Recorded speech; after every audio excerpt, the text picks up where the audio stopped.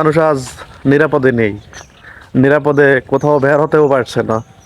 সবচেয়ে বেশি সমস্যা হচ্ছে যারা শহরে থাকে, তাদের বেশি সমস্যা হচ্ছে। তো সবাইকে একটা কথা বলবো যে যারা শহরে আছেন সবাই একটু সাবধানে থাকবেন। একটু সাবধানেই আপনার জীবন বাঁচতে পারে। আসলে দেশে বর্তমানে যে পরিস্থিতি চলতেছে,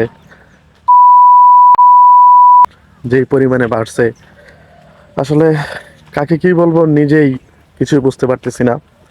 আমার যারা বড় ভাইয়েরা আছেন, ছোট ভাইয়েরা আছেন, শহরে আছেন, তারা জানেন, তারা সন্ধ্যার পরে না বের হলেই সবচেয়ে ভালো।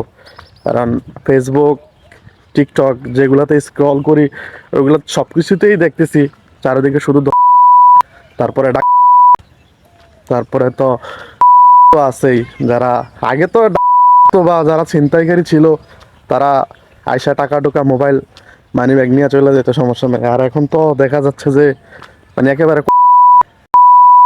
ওই দিন এক ভিডিওতে দেখলাম হাত পা সবকিছু একেবারে দুই হাত নাই।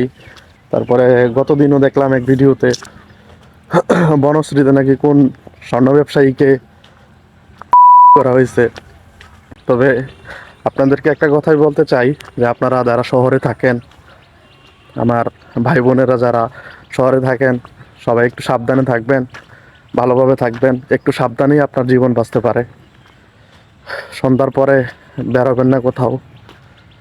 দেখ, তবে আমরা চাই যে দেশ ঠিকঠাকভাবে চলুক, একটু নিরাপত্তা চাই আমরা, যেন সবার নিরাপত্তা নিশ্চিত হয়, এরকমভাবেই আমরা চাই।